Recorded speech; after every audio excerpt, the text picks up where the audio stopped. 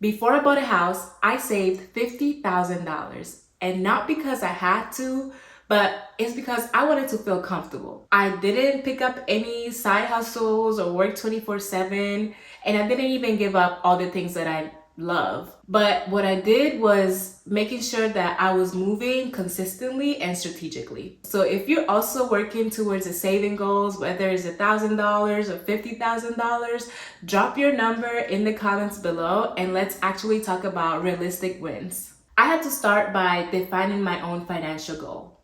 So I didn't just come up with $50,000. I actually had to understand what my expenses would look like and what would put me in a place of me being comfortable. $50,000 was my number, but it was important to me to understand really my purpose, my why, which was buying a house and being comfortable, but also understanding my timeline. How much time did I have to save $50,000? Because if I wanted to save it in a year, that will be around $4,000 a month. Whereas if I had more time, it could have been around, say 5 years, that would be like $800 a month. So I really had to understand my timeline and the feasibility of saving $50,000. I make sure that I tracked everything and I was consistent with it, but I also made sure that I always paid myself first. I actually tracked everything on my Excel tracker. It's just a budget that I've been using for a few years where I'm able to separate my income, my expenses, and my savings. And every time I got paid, I saved money and I tracked it in this Excel spreadsheet. And there are so many things out there. They have budgeting apps that you can have on your phone. You can create spreadsheet by spreadsheet. You can use notebooks. The important thing here is to make sure that you're actually tracking down the goal that you've set for yourself. So if you have a specific number each month that you need to save, make sure you write it down to ensure that you stay on track and you have that visual representation of what you're doing. I also used separate accounts. And this specifically for my $50,000 goal, I use the high yield savings account. And the way high yield savings account works, you're basically lending money, and this is really for all banks, but you're lending money to a bank, you're giving your money and depositing it in the bank.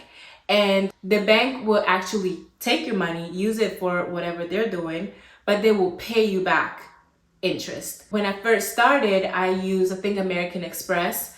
And I started putting money there. And as I was putting more money, the more I got back. Basically, it's your money making more money just for it to sit somewhere. And it's a really good way to start compounding more money. And you can actually get to your goal quicker than you expected. And I stayed disciplined. And this is very important because you have to really want it.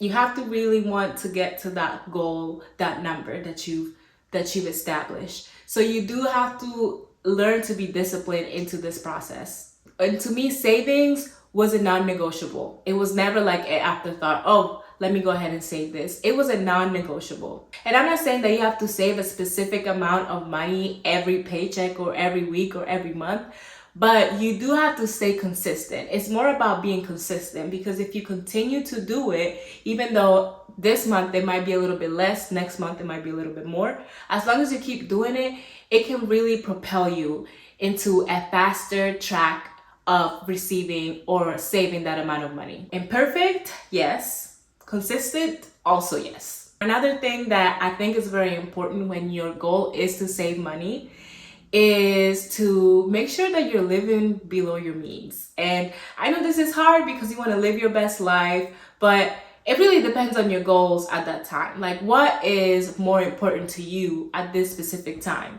Is it living your best life, or are you looking to maybe save money for a specific goal that you really cherish? So it really depends on what you want to do. For me, at that time, I wanted to buy a house.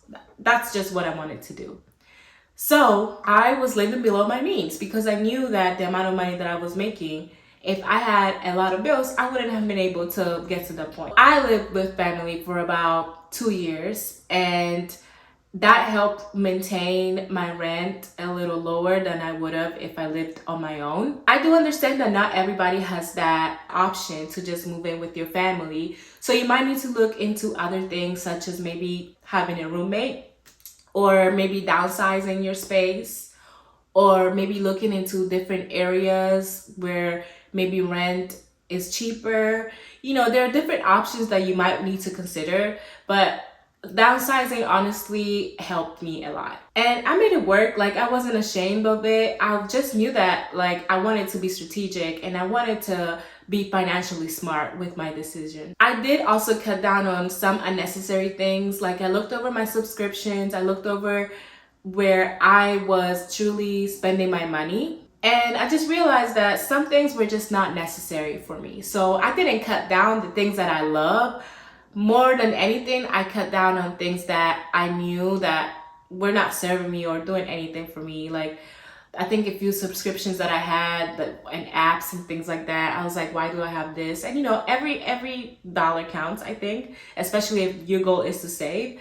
So that's what I did. I cut down on unnecessary things. Another thing that I feel like people don't talk enough about when we are talking about saving money is your income.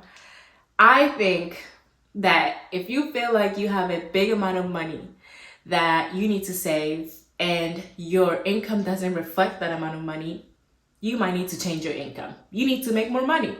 So for me specifically, I just remember that like the $50,000 was such a huge like milestone because my income was just not reflecting that number, you know? So I started applying. I like reviewed my resume. I started looking into like new opportunities, new jobs. I started applying very often. Like every day I was applying, every day I was going on LinkedIn and things like that, because I had to make more money and the position that I was in was just not doing that for me. So eventually I got a new job and I actually made about 33% more with this new position. And the key here is that when you do get more money, you don't spend that money. So that 33% of money that I increased, I used that money and I put it all in savings. I did not increase my expenses just because I was making more money. I kept my expenses and my habits the same and used the surplus of money to add to my savings. And that right there is what accelerated the whole process. I saved in such a short amount of time that I was even surprised, honestly. So that's a huge thing. You need to make more money.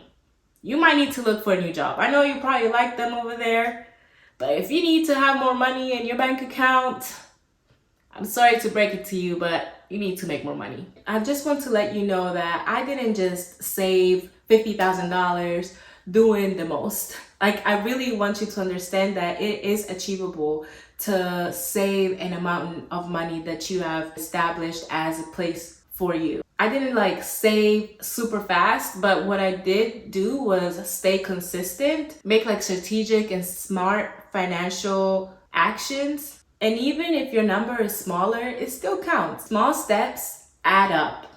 And that piece is just top notch. So drop your savings goal in the comments. Let me know if you want to save $100, $100,000. And let me know how you plan on achieving this goal and if you've already started working on it. Either way, any amount of money that you're saving on a consistent basis matters more than you think.